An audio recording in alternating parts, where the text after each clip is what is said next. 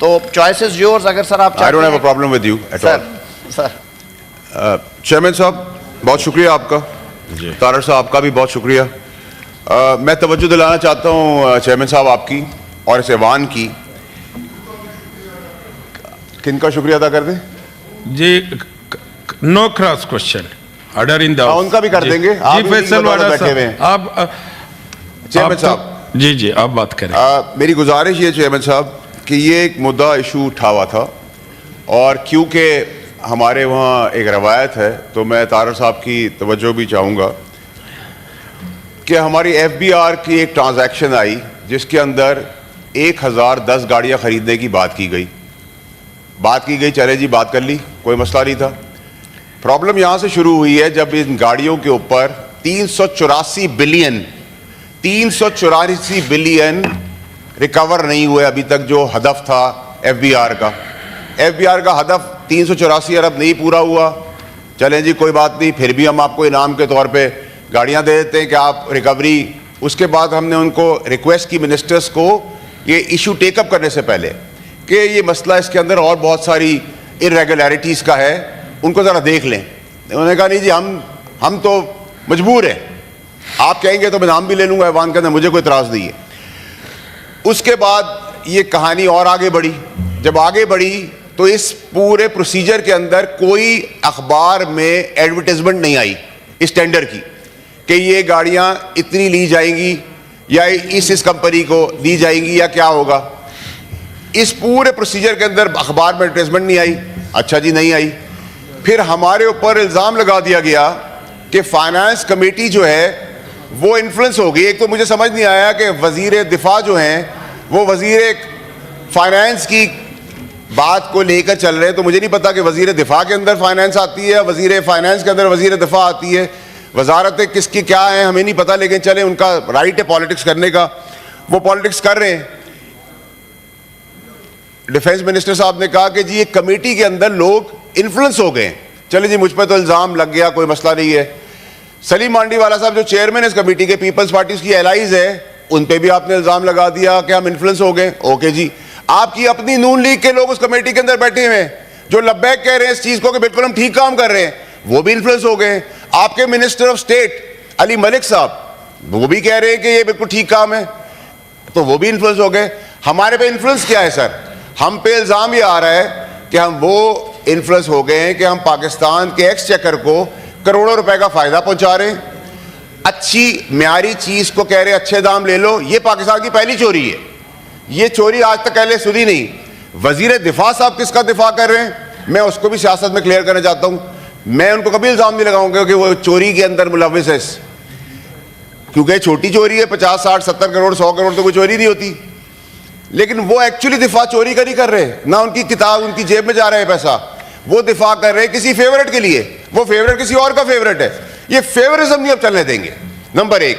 Number दो ये कि आपने कहा कि जी हमें गाड़ियां देनी है, 1087 का आपने अप्रूवल लिया, 1087 लोग ये फील्ड में चले जाएंगे। अब ये नई मंतक है, 20 ग्रेड एंड ऑनवर्ड्स गाड़ियों की एलोकेशन हो सकती है, लेकिन 16 से 20 तक तो हमने 19 तक नहीं सुनी। चले जी ये भी आज आपने उठा लिया मुद्दा कि चले जी जागीर है, चलाते हैं अपनी मर्जी से। फिर पॉलिसी बोर्ड है इसका, जिसका ये मैंडेट है, उसको भी नजरअंदाज कर दिया गया।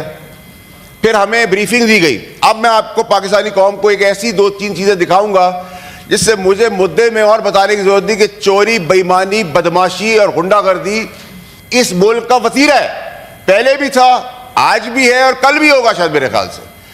फिर हमें कहा गया कि ये कैबिनेट का अप्रूवल है, सर आंखों पे कैबिनेट का अप्रूवल है। कैबिनेट के अप्रूवल से 190 मिलियन पाउंड का भी हुआ था, आपने देख लिया, जेल हुई, तो इस पे भी जेल होगी। अब आ जाए अब सर मुद्दे के ऊपर। 10 तारीख को हमने ये कागजात मेरे नहीं है, ये FBR से रिलेटेड कागजात, 10 जनवरी को हमने इस मुद्दे को टेकअप किया। 10 ही जनवरी को लेटर ऑफ इंटेंट जल्दी जल्दी इशू कर दी जाती है, कॉन्ट्रैक्ट बनाया जाता है चेयरमैन साहब ऐसा कि आप बैठेंगे कुर्सी पे, आपका कद ये होगा, आप इस कुर्सी पे बैठेंगे, ये आपके राइट पे होगा, ये आपके लेफ्ट होगा, ये नहीं कि कॉन्ट्रैक्ट आपको चला जाना है। काम तो ये था ऑपोजिशन का, लेकिन ऑपोजिशन तो काम करने को तैयार ही नहीं है। अब आ जाए अब दूसरी चीज के ऊपर। 22 तारीख को 22 जनवरी 2025 को कमेटी इजलास कर रही है, सवालों के जवाब मांग रही है, कोई सवाल का जवाब नहीं है। उस कमेटी में मेरे समेत पीपल्स पार्टी है ऑन बोर्ड, वो कह रही है काम बिल्कुल ठीक है, नून लीग कह रही है ये काम ठीक है, और फाइनेंस मिनिस्टर जो मिनिस्टर ऑफ स्टेट है वो भी कह रहे हैं ठीक है। अब सर एक बहुत इंपॉर्टेंट इश्यू आ गया है यहां। इस इशू के अंदर आपको जो सबसे रेलेवेंट चीज जो पाकिस्तानी कौम को एक दफा खुल के देखनी पड़ेगी कि ये मुल्क किस तरीके से बेदर्दी से चलाया जा रहा है। 22 जनवरी 2025 को फाइनेंस कमेटी इस इशू को टेकअप करती है। 22 जनवरी 2025 को एफबीआर, जो पाकिस्तान की किसी हमने देखा नहीं, हमने सुना नहीं, 22 जनवरी को एफबीआर मल्टीनेशनल को रेड कर देती है। वो रेड करके उनके अंदर सर्च वारंट्स डालकर उनकी किताबें खोलती है। खोल ले, क्या वो मंशियात बेच रहे थे, क्या वो ह्यूमन ट्रैफिकिंग कर रहे थे, क्या वो मुल्क के खिलाफ साजिश कर रहे थे। ये मल्टीनेशनल भी इत्तफाकन फिर से वही कंपनी निकली जिसको धेड़ बकेड़ कर रहे थे। हम ये कह रहे हैं आपको गाड़ी लेनी है, इन सब चीजों के बावजूद ले ले। हमारा मुद्दा यह है कि अगर म्यारी, सस्ती, अच्छी चीज आपको मिल रही है तो आप करोड़ों रुपए का एक्सचेकर को क्यों नुकसान पहुंचा रहे हैं। और अगर आपको गाड़ियां ही देनी है, आइन और कानून में कहीं लिख दी है, कहीं से ऊपर से फरमाइश आ गई है, कोई हमने ख्वाहिशात पूरी करनी है, तो आपने अपर लॉक तो लगा दिया 1300 सीसी, लोअर लॉक लगाना भूल गए आप, तो आप 660 सीसी की बहुत अच्छी गाड़ी है सुजुकी ऑल्टो दे दिया उनको। आप सुजुकी ऑल्टो नहीं देंगे, लेकिन क्योंकि लिखा है कि हम रोल्स रॉयस देंगे, हम फैंटम्स देंगे, हम बेंटलेस देंगे, हम पोर्शा देंगे, हम कॉर्वेट्स देंगे, हम मस्टैंग देंगे। क्यों देंगे? हदफ भी पूरा नहीं करेंगे, खुश करना है। एक और चीज इसी अप्रूवल के अंदर जो आपको चेयरमैन साहब देखते क्यों आई, वो ये कि 4 कैटेगरियां बना दी हैं। एफबीआर को 4 सैलरियां हर महीने एक्स्ट्रा दी जाएंगी। कैटेगरी 2 में 3 सैलरी एक्स्ट्रा दी जाएगी। कैटेगरी 3 में 2 सैलरी एक्स्ट्रा दी जाएगी। सर ये आप अरबों रुपए का नुकसान पहुंचा रहे हैं। ये अरबों रुपए के आप इंसेंटिव दे रहे हैं। क्या आपने अपना हदफ पूरा कर लिया है? आप अपने हदफ का 50% हमें लिख के दे देंगे, आप पूरा कर लेंगे। आप गाड़ियां 100 दफा लें, क्यों नहीं हम रेंट कार कर लेते? क्यों नहीं हम 10% सूद है लीज पे गाड़ियां ले लें, 5% एम्प्लॉय दे, 5% गवर्नमेंट दे, मलकियत भी उसकी हो जाए, गाड़ी भी वो संभाले। 1.2 बिलियन का फ्यूल लगेगा, उसका कोई खाता नहीं है। सैलरीज की मद में बिलियन चले जाएंगे बोनसेस के तौर पर, उसका कोई खाता नहीं है। डिस्क्रिपेंसीज हैं इस कॉन्ट्रैक्ट के अंदर, सारी चीजें बाईपास की। ना निसान है, ना किया है, ना होंडाई है, ना चंगाई है, कोई गाड़ी, 2 गाड़ी है। चले जी 2 गाड़ी है, होंडा और टोयोटा, दोनों गाड़ियां हमारे लिए काबिल कबूल है, हम इंसेंटिव देते हैं इन कंपनीज को। लेकिन आप मल्टीनेशनल्स को जिनके इन्वेस्टमेंट के लिए तड़प रहे हैं हम आज कि हमारे पास लो फॉरेन फंडिंग हो, फॉरेन कंपनीज आए, आप उनको रेड कर देते हैं। रेड करके उनकी ऑडिट बुक्स खुलवा देते हैं, उनकी एजेंट्स की बुक्स खुलवा देते हैं। इत्तफाकन हुस्न इत्तफाक ये 22 को जिस पर कमेटी उठा रही है, 10 तारीख को जनवरी को कमेटी इशू उठाती है, तब 10 तारीख को एक्शन लेते हैं। ये नहीं कि इस माफिया के खिलाफ पाकिस्तान में कोई जुर्रत ही नहीं करेगा कभी जिंदगी में, क्योंकि अगर आप खड़े होंगे तो आपकी फाइल खोल दी जाएगी, आप पे केस बना दिया जाएगा, आपको किसी भी तरीके से हरास किया जाएगा ताकि आप खामोशी से सुन लें और ये सब कुछ तमाशा होने दें।